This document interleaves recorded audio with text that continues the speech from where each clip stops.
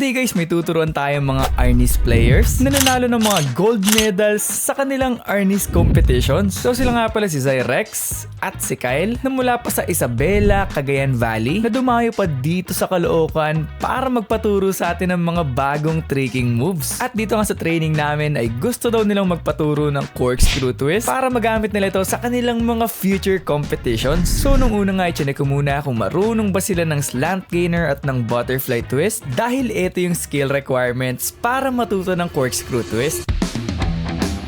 Yan. Very good. Load. Load.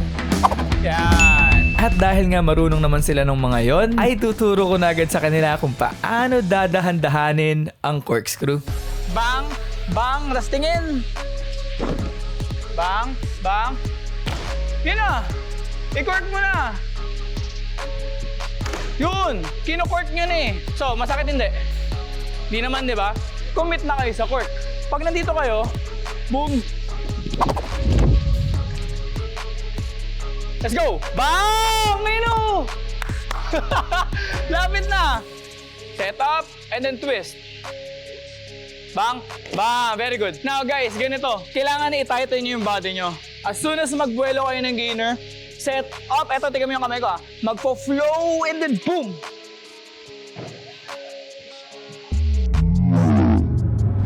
Ah! Oh! Bang! Ano masabi mo dun? Goods. Goods. Ikaw naman. So nag-practice pa nga kami dito ng maraming beses pero kinakapos na lang ng konti si Kyle sa landing. Let's go!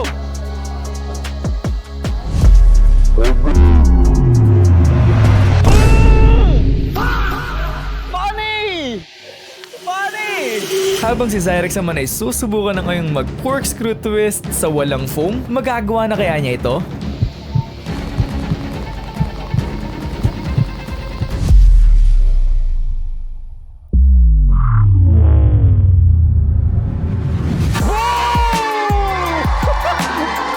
Parang di siya makapaniwala guys. Anong masahe mo dun?